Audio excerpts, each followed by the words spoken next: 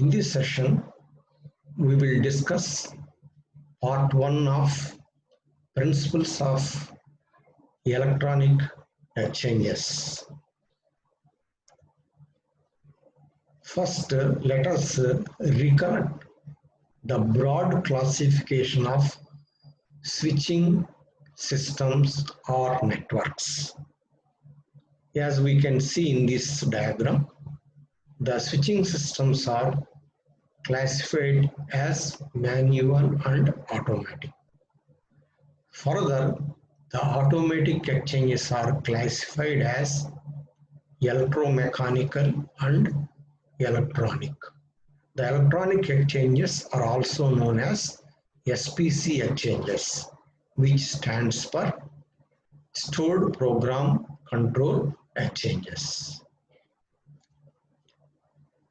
Before proceeding to our discussion on electronic exchanges principles, first we will look into the limitations of the manual exchanges. In a manual exchange, the subscriber needs to communicate with the telephone operator, and a common language becomes an important factor. In multilingual areas, this aspect may pose problems. So when I want to speak with a person, my friend or my relative or someone else, when I lift the telephone in manual exchange, the operator gets an indication and the operator responds to my indication and ascertains the information what is my requirement or with whom I am intending to speak. So that means the first requirement is I should communicate or speak with the telephone operator in the telephone exchange. Here the language plays an important or vital role. Let us assume I know only Telugu. The operator in the telephone exchange does not know Telugu, and he or she may be knowing English and Hindi. So therefore, the language for communication between the calling party and the telephone operator in the telephone exchanges creates a problem in exchange of information, since there is no common language in this example. So therefore, the common language between the subscriber and the operator is a must in manual exchange. On the other hand, the operation of an automatic exchange is language independent. Here, the language does not matter because the calling subscriber can dial the call subscriber number without any intervention by a third party like telephone operator in the exchange. And above that, a greater degree of privacy is obtained in automatic exchanges as no operator is normally involved in setting up and monitoring a call. So as far as the automatic exchanges are concerned, with respect to manual exchanges, a greater degree of privacy is maintained because the operator is not involved in either setting up the call or monitoring the call or releasing the call. So that the operator, the middle person, does not know with whom the calling party spoke with the called party. Establishment and release of calls are faster in automatic exchanges. So here, both the establishment as well as the release of the call after the completion of the conversation are automatically happens without the involvement of operator. But In manual exchanges, it is operator and time dependent. So in case of manual exchanges, it depends upon the efficiency of the operator, how fast the operator can respond to the needs of the calling party. So it also depends upon the time at which you are making a call. In a busy time, the operator may not be able to attend to your call immediately, as he or she may be already busy with other calls that are in process. In an automatic exchange, the time required to establish and release a call remains more or less the same, irrespective of the load on the system or the time of the day. In manual system, this may not be true. So in automatic exchange, irrespective of the load on the exchange, that means how many people are making calls. So how many conversations are going on. So it all depends on only the network functioning. It does not depend upon the one. It is not time dependent. So it is all more or less independent of the load on the network also. There is a small delay in the busiest time, but however it is negligible when compared with the manual exchange. These are all the limitations of manual exchanges. Then in automatic exchanges also, we have two types. They are electromechanical, that is under electromechanical, we have Strauger and crossbar exchanges. In this slide, we will try to understand what are all the limitations of Strauger and crossbar exchanges. The Strauger exchange revolutionized the telecommunication, where the calling party could dial the required called party without the involvement of the operator. So Strauger is the first automatic exchange which has totally revolutionized the telecommunication, in the sense calling party can directly dial the called party number without the involvement of the telephone operator. However, the functioning of the Strauger exchange depends on electromechanical selectors which are subject to wear and tear. So the performance, in spite of its tremendous advantages over manual exchanges, so it got its own certain limitations, like it depends upon the functioning of the selectors which are subject to wear and tear in due course of time. It was also required very skilled technicians for maintaining the exchange and day-to-day functioning of the exchange. And on the other hand, the initial wiring and modifications are complicated. So in Strauger exchange, the initial wiring is enormous, and any modification you have to do in due course of time for any purpose or any technical reasons, they are complicated. So these are the main limitations of Strauger exchange. Subsequently, crossbar exchanges came into existence with a lot of improvements over Strauger exchanges. So in electromechanical, the next improvement in auto exchanges is the advent of crossbar exchanges. So they have come with a lot of improvements with respect to Strauger exchanges. But they got their own limitations, like huge wiring. So enormous wiring, both for not only for initial setup and also for doing any modification in due course. They could not meet the subscriber needs for improvised services. On the top of it, another negative aspect as far as crossbar exchange is concerned, so it could not meet the requirement of the subscriber over a period.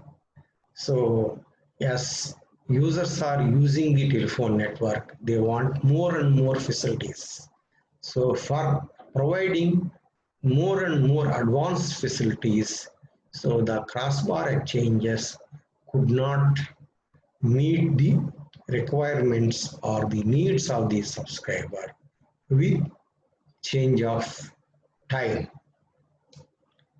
And another negative aspect what we can consider about these exchanges are huge space with air conditioning was another major disadvantage of electromechanical exchanges. So it may be Strowger or crossbar. You require huge space with proper air conditioning. And no more in the telecom network. These exchanges are no more in the telecom network since more than 30 years, even in India. Even in case of developing country like India, these electromechanical exchanges, that is Strowger exchanges and crossbar exchanges, are big or closed some 30 years back. Okay, this is about the limitations of Strowger and crossbar exchanges. Further, we will look into the limitations of electromechanical exchanges. In electromechanical switching, various functions of the exchange are achieved by the operation and release of relays and switches, that is rotary or crossbar contacts, under the direction of a control subsystem. So all these functions are performed with the help of relays and switches and accordingly based on the contacts under the direction of a central control subsystem. These contacts are hardwired in a predetermined way. So as per the this one installation initial planning, so they are all hardwired. So wiring is done accordingly. The exchange dependent data such as subscribers class of service, that is subscribers class of service is about whether the subscriber is having STD facility or not, whether the subscriber is having ISD facility or not. And similarly, dynamic locking, you can lock your telephone with some code, that is known as dynamic locking. Okay. And translation and routing are achieved by hardware and logic, by relay sets and grouping of same type of lines, etc. So here the exchange data,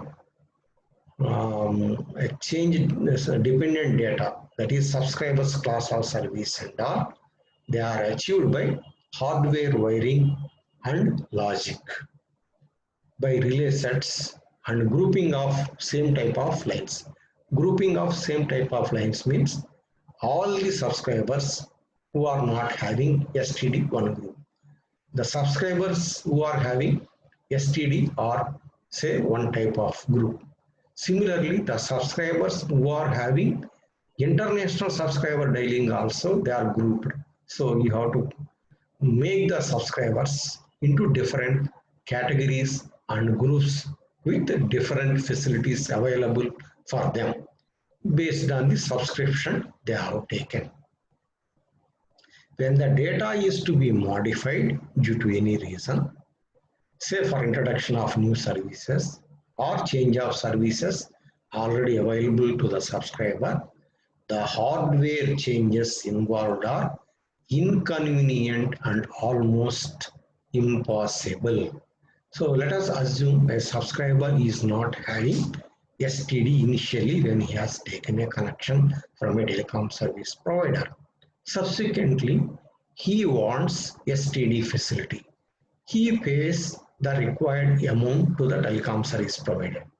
But that means you have to provide STD facility to the subscriber to whom it was not available earlier case. So you have to modify the data. So it is not that much easy in electromechanical exchange.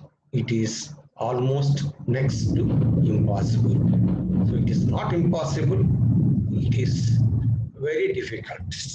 A lot of efforts and a lot of wiring changes or modifications are required. The developments in the field of electronics and computers led to the evolution of electronic exchanges. At this stage of telecom network, there is substantial developments in the field of electronics and computers in computing.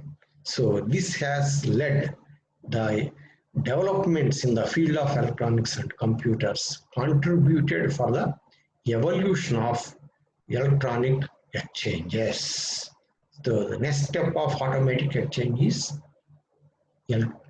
electronic exchange. Therefore, we proceed to study and understand the principles of electronic exchanges in detail. So, we are skipping the obsolete technology like Strowger and crossbar, which are classified as electromechanical exchange, and we will proceed to discuss about the electronic exchanges. So electronic exchanges, let us see the introductory part. The prime purpose of an exchange is to provide a temporary path.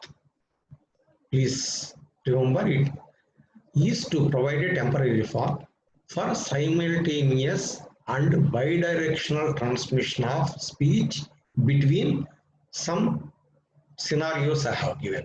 So first here, the business of telephone exchange, as already we have discussed many a time, its business is only to provide a temporary path between calling party and the called party. Once the conversation between calling party and called party is over, the connection is released. That is why we say it is a temporary path.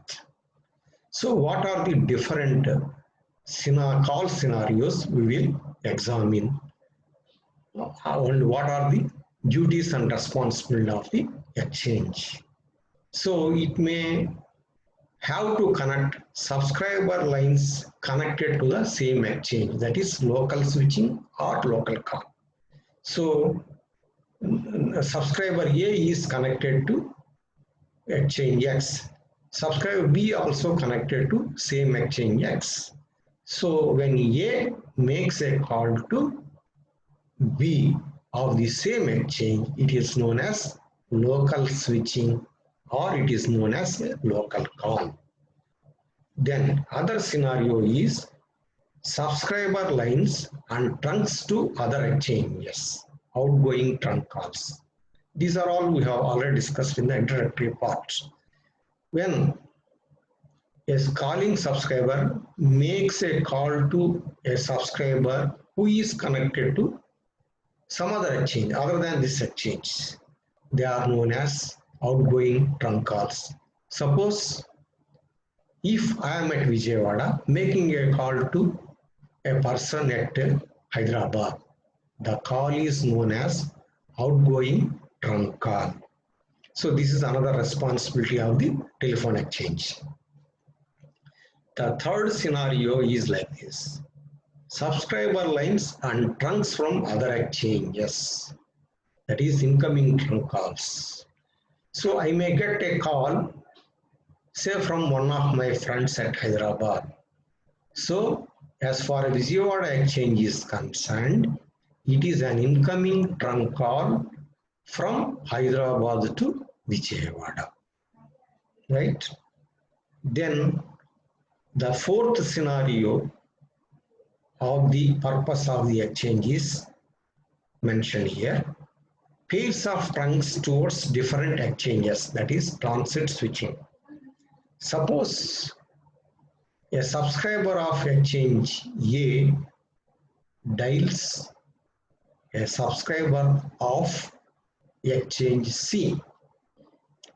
So the calling party is in exchange A, connected to exchange A, and the called party is connected to exchange C. And there is no direct connectivity between exchange A and C. So there is an intermediary exchange at B through which the call has to pass through.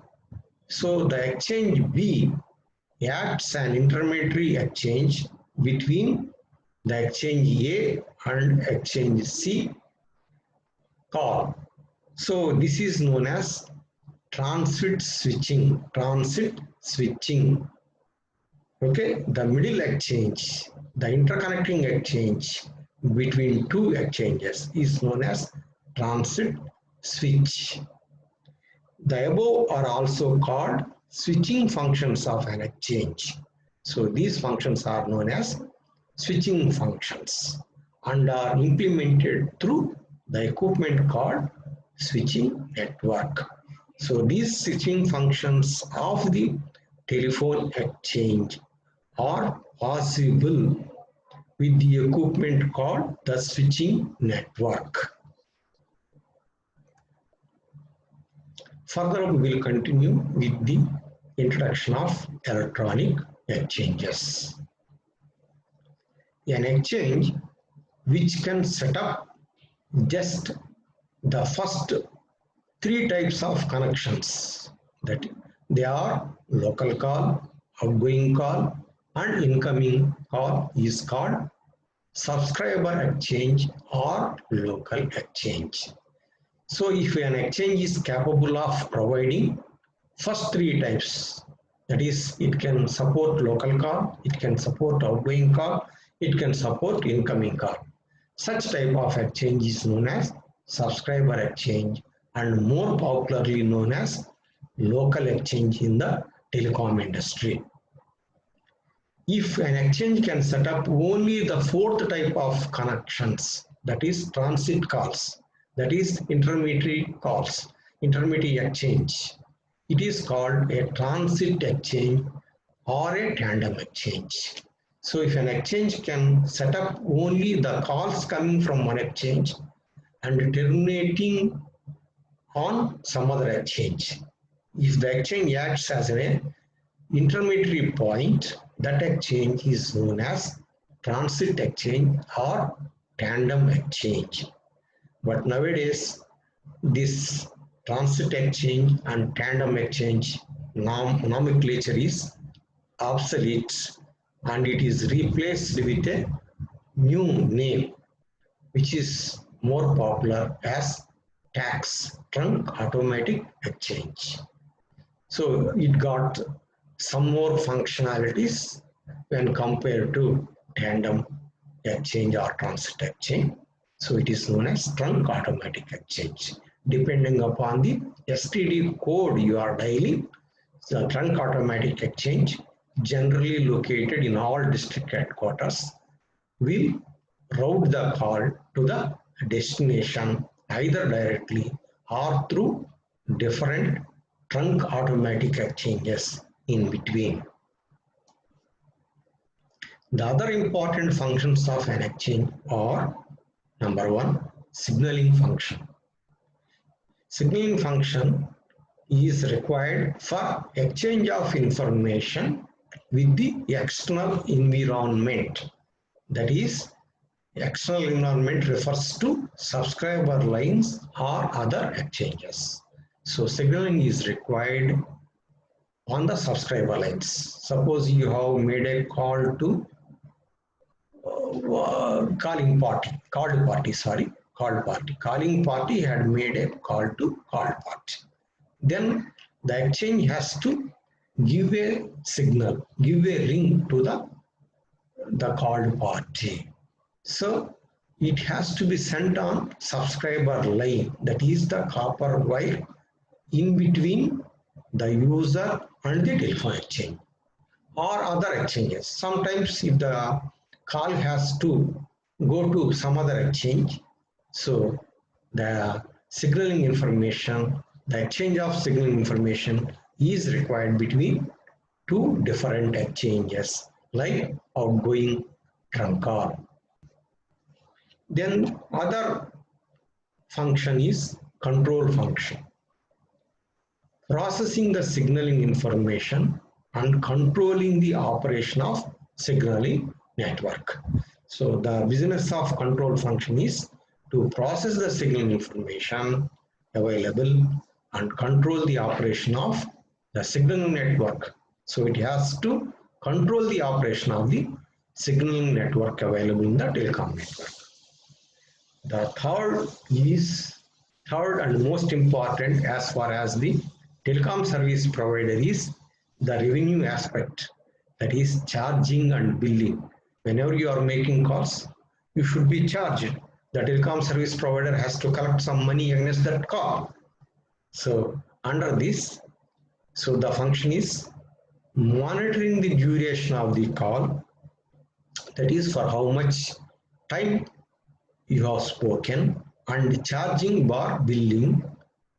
Okay, accordingly it is to be depending upon the duration, not only according to the duration, depending upon the distance from originating end to the terminating end, which is based on the duration and distance. As I already told, it is the billing depends upon the amount that is chargeable against you when you make a call, depends upon for how much duration the call was in progress and what is the distance between the calling subscriber and the called subscriber, or any other criteria as per the policy of the telecom service provider, or the telecom service provider may give some other policy. Whatever the policy as far as charging is concerned for the telecom service provider, accordingly you will be charged.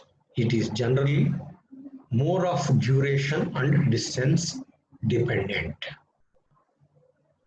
All these functions can be performed more efficiently by using computer controlled electronic exchanges than by the conventional electromechanical exchanges. All the above functions what we have discussed, all the main three functions what we have elucidated can be performed efficiently with the help of computer controlled electronic exchanges when compared to our conventional electromechanical exchanges, which are obsolete. Now we will introduce a concept known as stored program control exchanges. This is nothing but electronic exchange, the other name of electronic exchange. Why it is called stored program control exchange? That we will study. Let us go through the contents of the slide. Electronic exchanges are also known as stored program control, that is SPC exchanges. In an SPC exchange, a processor similar to the general purpose computer is used to control the functions of the exchange. So in electronic exchanges, which are known as stored program control exchanges, So there is a processor which is similar to our general purpose computer, and it is used for the control functions of the exchange. All the control functions represented by a series of various instructions are stored in the electronic memory. All the control functions are a combination of a series of instructions, and these instructions or the programs are stored in the electronic memory. Therefore, the processor memories hold all the exchange dependent data such as subscriber data, translation tables, routing and charging information, and call data records. Here certain points I will further explain. So the processor memories will contain the exchange dependent data like subscriber data. Okay, subscriber data means who is the subscriber, what are the facilities available, whether it is having STD or ISD or whatever it is. Translation tables. So translation tables in the sense you have one, for example, for police you dial 100, but in exchange, suppose in Vijayawada, let us assume I am at Vijayawada, I want to speak with police for any emergency. So I dial only 3 digits, 100. This is the generic number for all. So, but in Vijayawada, the telephone numbers, the number of digits in the subscriber data is of 7 digits. So, whenever you dial, so you'll be connected to one telephone number like 2570000. So they have made an internal arrangement in the switch. Whenever anybody dials 100, you will be connected to a number like 2570000. That means subscriber need not dial all the 7 digits. So very fast, he can dial only 3 digits instead of 7 digits. This is a facility for all emergency services. 100, some 101, 102, like that. We used to have different short codes. So they are all common for all the customers. So this is known as translation table. Whenever you dial 100, so it is to be translated and you should be connected to a telephone number like 2570000. This is one example. Actually, it is a series of numbers. 100 may have some 5 or 10 numbers. Say for example, mapped from 2570000 to 2570009. So if one number is busy, you will be switched to other number, but you will be dialing 100 only. Then routing and charging information. So that means depending upon the code you are dialing, accordingly your call is to be connected, and accordingly your call is to be billed charging information. All these are stored in the processor memories. And the other one is call data records. We will call it as CDR. So each subscriber wise, so daily or weekly or monthly, what are the calls he has made and what is the duration, to whom he has made the calls. All the details will be stored. They are known as call data records, CDR records, call data records. Here I have mentioned in red, not voice recording. So this exchange will not maintain what you have spoken.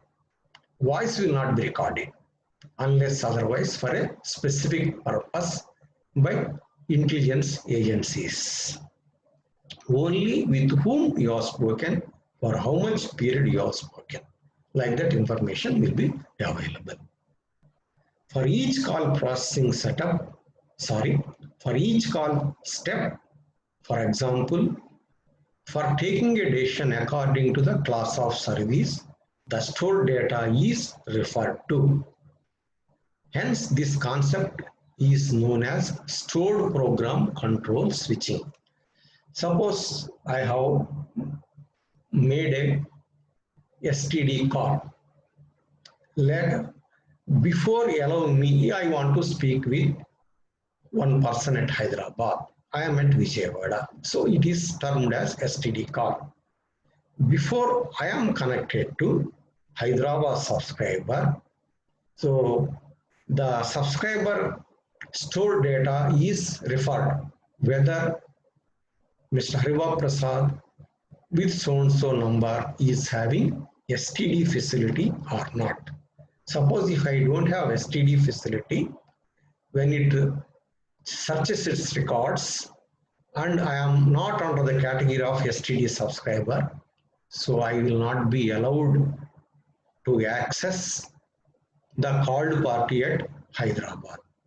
Since such instructions or since such information stored information is stored and referred whenever you are making a call before connecting, they are known as stored program control. Based on the stored information, based on the stored program, the call scenario is controlled. So therefore, these type of changes or the electronic changes are known as stored program control switching systems. And about the memories are modifiable and the control program can always be rewritten if the behavior or the use of the system is to be modified. This facilitates an enormous flexibility in overall working of the exchange. So these memories, they are modifiable whenever it is required. Suppose I don't have STD. I have asked for STD facility by paying some amount to the telecom service provider. So they have to change the program or they have to change the information in their memories. So you will have modifiable memories and a new program can be written in the memories. The control program can be changed. It is something like with the help of EEPROMs. This facilitates an enormous flexibility in overall working of the exchange. So initially I don't have STD. Now I wanted for STD or ISD, international subscriber dialing. So by taking the suitable amounts payable for the providing such facility, so simply by a small command sitting in the exchange, so my subscriber data can be modified and I can be provided STD or ISD, whatever the case it may be. Further, we will continue our discussion on stored program control exchanges. Digital computers have the capability of handling millions of instructions per second. Okay, we all know that digital computers have huge capacity. So in handling millions of instructions per second. Hence, in addition to controlling the switching functions, the same processor can handle other functions also. So we need not limit the usage of digital computers only for controlling functions. Some more responsibilities or functions can be assigned to the processor to handle because of its capability. The capability of computers holding both control program and the exchange data in easily alterable memories facilitates the administration to become much more responsive to subscriber needs requirements both in terms of introducing new services and modifying general services, or in responding to the demands of the individual subscriber. Because of the capability of the computers for telecom purpose, so the telecom service provider, or the generally we use the generic term telecom administration, will have more facilities to respond to the requirements of the subscriber needs, either for introducing new services or modifying the services depending upon the demand of the subscriber. Here one or two examples are given. So how we can respond to the needs of the subscriber, or how we can provide new services easily with the help of the computers. Example, to restore the service on payment of an overdue bill, or to permit change from a dial instrument to a multi-frequency sender, to provide or remove the STD facility, etc. Here some three examples they have given. So I did not pay my monthly bill due for the telecom service provider or the telecom company. So after a delay, I have paid the amount due for the telecom service provider. So the moment I make payment, so I may get the service which was not hitherto available to me. That is one facility, to restore the service. That means the service which was stopped for me for making calls can be made possible immediately by paying the overdue bill. And to permit change from a dial instrument to multi-frequency sender.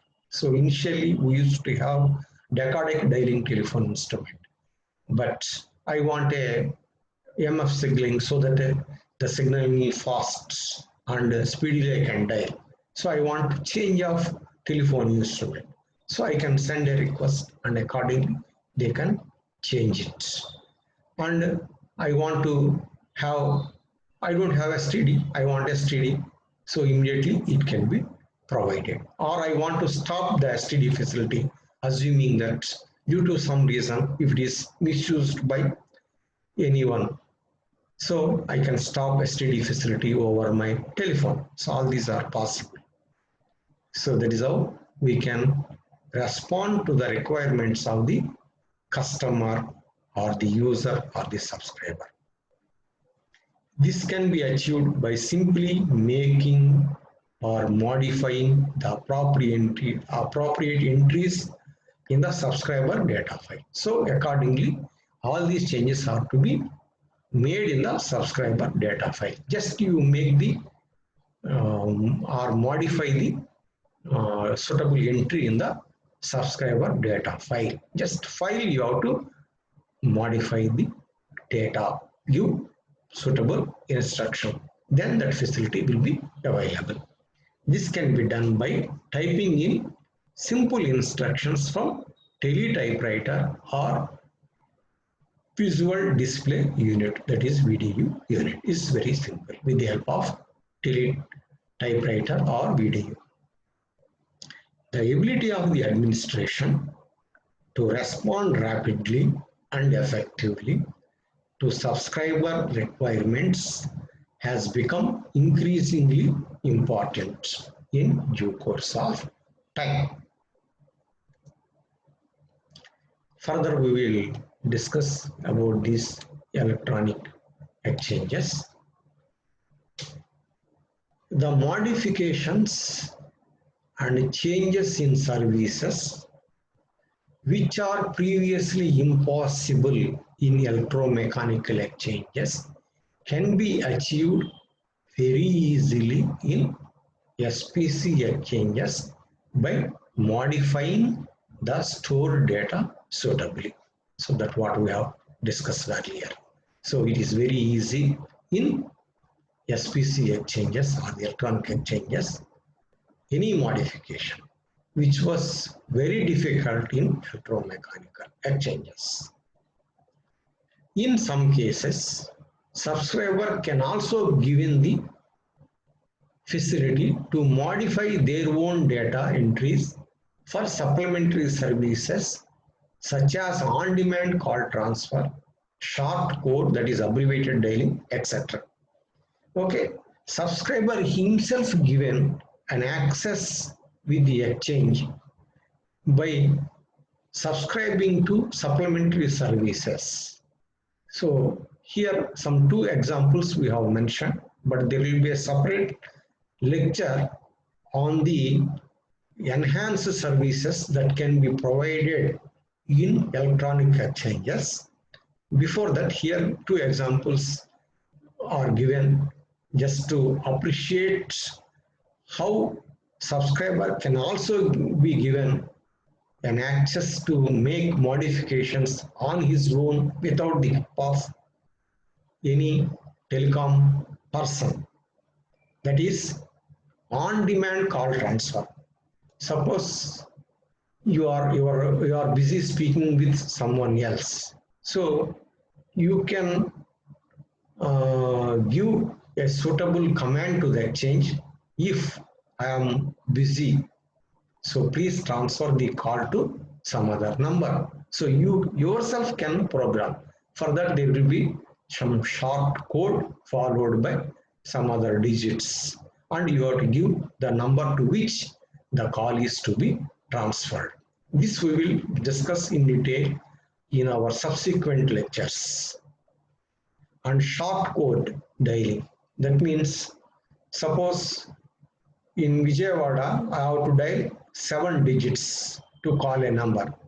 So I can subscribe to, or I can program for a short code dialing also. Say instead of dialing all the 7 digits, this I have discussed in my introduction lectures also.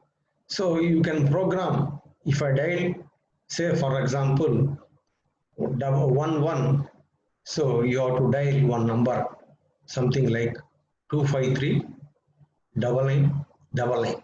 That means before that I have to program. This programming I can do on my own. That facility can be provided in the electronic exchanges. So subscriber himself will have some controls. The use of central processor also makes it possible the connection of local and remote terminals to carry out man-machine dialogue with ease. So because you are using the central processor, it enables you the local and remote terminals to carry out certain man-machine dialogue functions with ease. Thus, the maintenance and administrative operations of all the SPC exchanges in a network can be performed from a single centralized location. Suppose in Vijayawada city, let us assume a telecom operator like BSNL is having, say, for example, some 15 telephone exchanges. So the operation of all the 15 exchanges can be controlled in a centralized and major telephone exchange by interacting from centralized exchange to the remote exchange. So out of 15, I designate exchange number 9 as the main central exchange with all the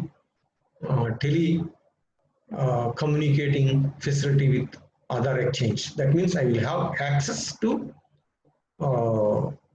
negotiate, or I have access with the other telephone exchanges. So I can alter the programs, I can do certain modifications in other balance 14 exchanges, of course including this exchange also. This is one example. So centralized operation is possible in SPC or electronic exchanges. The processor sends the information on the performance of the network, such as traffic flow, billing information, fault analysis to the center, that is centralized exchange, which carries out remedial measures with the help of commands.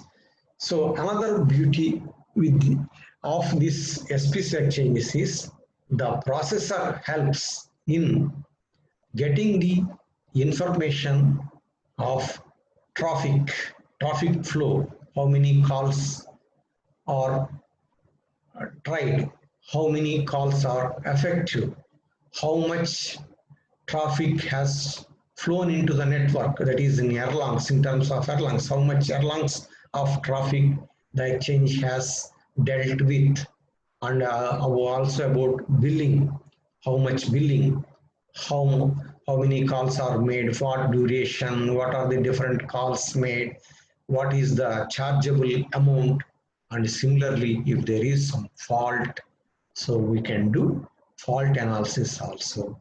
And if required, we can handle and resolve the faulty conditions sitting at a central location. So by giving certain commands to the remote exchanges. Similarly, other modifications in services can also be carried out from the remote center. This allows a better control on the overall performance of the network. So we can sit at the central location and do certain modifications against the remote centers or remote exchanges. Suppose a subscriber in the remote exchange or dependent exchange wants STD facility. So the telecom person, the telecom official need not go to that exchange and provide STD facility by giving command from there itself. So instead, he can give command from the central location also. So these are all the some of the salient points of the stored program control exchanges, and we will continue with our discussion in our next session on the same SPC with some more salient features and functions of the SPC exchange. So as usual, I request you to subscribe to my channel. So channel, this one, access is given here. So I thank you for participating in this session.